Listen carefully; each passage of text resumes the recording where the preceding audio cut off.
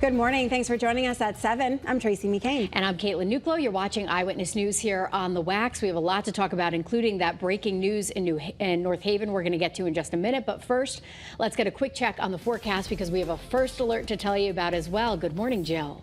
And good morning. Yeah, very active weather for later on today. Okay. You still have several hours of just kind of dreary conditions out there. But after about 5 o'clock, things are going to be changing dramatically. But even by lunchtime, we're expecting those winds to start to pick up. So becoming windy, gusts over 30 miles per hour, definitely a possibility. And along the shoreline could get up to 50 mile per hour gusts. We're going to experience some tropical downpours at times today. So localized flooding can't be completely ruled out, though we're not under a watch or anything like that. So very localized impacts. Isolated strong storms could even be a part of the mix. You can get these little storms that quickly produce, a 40 to 60 mile per hour gusts, and you can even get a storm or even a shower to produce a brief spin up tornado. All right, so isolated power outages, tree limbs could be knocked down from the gusty wind later today. Right now, real spotty shower activity. It's kind of foggy, misting at times. The first alert futurecast showing not a whole lot happening the front part of the day. It's going to be, especially after 4 or 5 o'clock, things will be going downhill from west to east. That's when some of those heavier downpours and the stronger storms will be moving on through. And the gusts, well, they can get 30 plus inland, and again up to about 50 along the shoreline. Temperatures will be climbing into the low 80s today. It's going to be feeling very tropical outside with dew points well into the 70s taking over. So higher chance for rain and even storm coverage this afternoon, especially this evening. So take the umbrella with you and keep up with any notification that you might get through the First Alert weather app. Roger? All right, good morning, Jill. Good morning, everybody. As we mentioned, we have been tracking a developing situation in North Haven. Marcy Jones is going to have more information in just a moment. But again, there was some sort of a crash involving a passenger train, we believe, as well as another vehicle, Sackett Point Road in North Haven. Again, Marcy Jones will be live from the scene in just a moment. The rest of the state were mostly delay and incident-free as you take a little tour around Connecticut right now in Hartford, as well as Waterbury, Meriden, and in Middletown. As a result, your drive times are also looking pretty darn good right now. 34 minutes from Hartford to New Haven. Waterbury to Hartford, less than half an hour right now. And even your ride from New Haven to the GW Bridge, not all that terrible. A big reason why this morning is the fact that because of a little bit of rain, some construction projects were pushed back. So you should have smooth sailing, although some of the surfaces could be a bit wet. And we have even seen some visibility issues as well, which could slow you down just a little bit, but we don't have any major crashes to tell you about, which is some good news on your Friday morning. That is a look at your First Alert traffic driven by your Connecticut Chevy dealers. All right, let's get to our breaking news happening right now in North Haven. Yeah, road is closed there after a train slammed into a tractor trailer. We want to get right out to Channel 3 Eyewitness News reporter Marcy Jones. She is live at the scene. So, Marcy, we know you just got there. What are you seeing? Oh, wow. Right. Well, I just talked to somebody just a few yards away at Herc Rentals. That's the company that's nearest. He said he didn't see or hear anything. He actually wasn't here at the time, but he heard from a colleague that this must have happened around 6 this morning. I'm going to step out of the way so that you can see the damage done to this truck. But just a quick Google search shows that the truck name is Musket Transport. Now, it says that they are a carrier service within Ontario. They provide pickup and delivery service from Canada and the U.S. to ports and railways for domestic services. So this is pretty interesting that it was a passenger train. We're going to pan on over to the left here where you can see that train is stopped on the tracks. It's unknown if there were any injuries or what exactly happened here, but you can see the incredible damage done to that tractor trailer, the back end, and you can see some of the cargo that's inside is exposed right now. Obviously, lots of people on scene. We've got New Haven, North Haven police. We've also got Amtrak police and other people surveying the damage here that's been done. You can also, if we pan a little bit over in front of that green kind of and yellow truck there, you see an electrical box knocked over and some parts of the truck are over in that direction. So lots of damage out here. We just want to tell everybody who's trying to get through this area, because there are a line of cars back here behind me on Sackett Road, that you're not going to be able to get through here anytime soon. This is on Sackett Road where it meets the train tracks right before it hits State Street. So steer clear of this area for now to let all of these workers safely do their investigation. As soon as we get any more information, we'll bring that to you. But for now, that's the latest. Sending it back to you guys.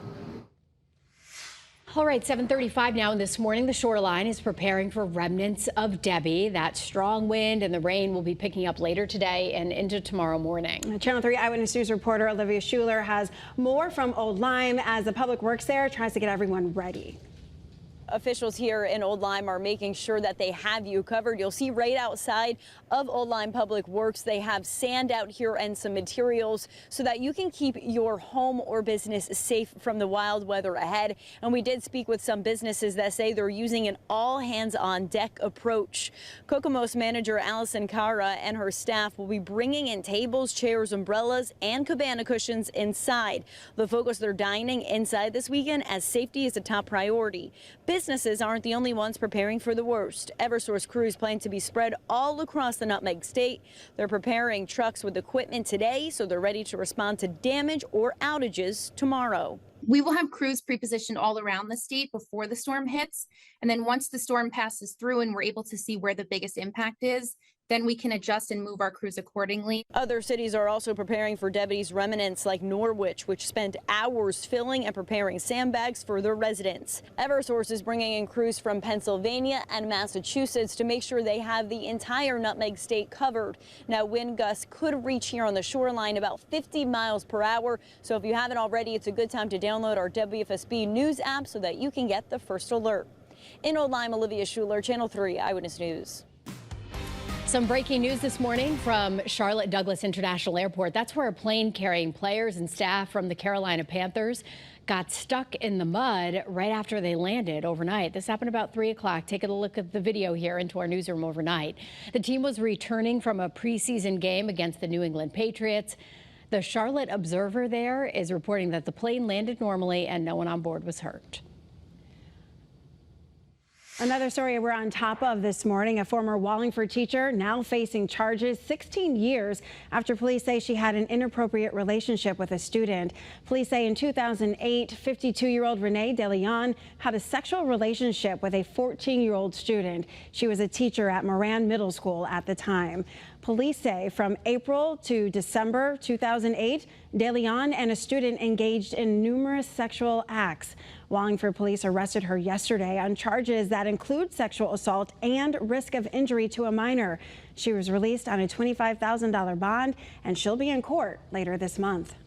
This morning, a 16-year-old in Hartford is recovering after he was shot inside of a Dollar General store. Happened about 6 o'clock last night on Barber Street. We're told a fight broke out inside. The gun went off. A teen was rushed to the hospital and is expected to be okay. We don't know if anyone has been arrested. Lawmakers examining claims of sexual assault and harassment in the U.S. Coast Guard say more subpoenas are on their way as the investigation continues. 5 victims testified in a field hearing yesterday in New London, detailing decades of sexual abuse within the military branch. The hearing comes just one day after a new report came out detailing the claims of nearly 80 whistleblowers. These members that assaulted and harassed others and were protected are still in the Coast Guard today. These are the flag officers and commanding officers we are supposed to trust. Well, the Coast Guard released a statement responding to the victims saying, quote, their experiences are helping us to shape policies and actions to prevent sexual misconduct and ensure effective victim support and accountability. Turning now to campaign 2024. Today, Vice President Kamala Harris and Minnesota Governor Tim Walz continue their tour of battleground states, holding a rally in the border state of Arizona. Former President Donald Trump is scheduled to hold a fundraiser and campaign event in Montana. It was announced yesterday that both presidential candidates agreed to a debate. Voters will get to see former President Trump and Harris on the debate stage September 10th, and more debates are possible as well. Trump is continuing to call out Vice President Harris for not taking questions directly from reporters since she became the nominee. We're here today to say enough is enough. Our ratepayers are paying too much. Republicans in the state legislature are calling for a special session to help people who are struggling to pay these high electric bills. They want to use $200 million from the state's surplus. Connecticut does have the third highest electric rates in the country. And one of the reasons for the recent surge is that customers are shouldering the burden for people who could not pay their bills during the pandemic. At this point, Governor Ned Lamont is not ready to commit to a special session. Look, I'm happy to talk to the leadership about that. I have to hear if they have real, recommendations that would make an immediate difference for ratepayers. We all feel the pain of high electric prices. Some customers' bills have doubled in just the last month. All right, this morning we're dealing with a lot of rain. Yeah, the rain is going to be really ramping up in coverage. I know we just heard like a downpour, and literally it was like the tiniest little thing on radar here, and then just like that it's over with. So these tropical downpours are only going to get worse through today, but yeah, they're really hard to make out, but when they come through you can hear them. So real spotty showers, a few isolated downpours expected through this morning. As we take a look at the latest First Alert Futurecast, perhaps a lull for several hours too. So the front part of the day is looking good. The second part, not so much. Here comes the more widespread tropical downpours, maybe even some strong storms and a strong wind gust for this evening into tonight. The temperatures will go from those 60s and 70s this morning into the low 80s this afternoon. And then that greater coverage of rain and some storms for this afternoon, evening, wrapping up during the pre-dawn hours tomorrow from west to east. The winds will be cranking too.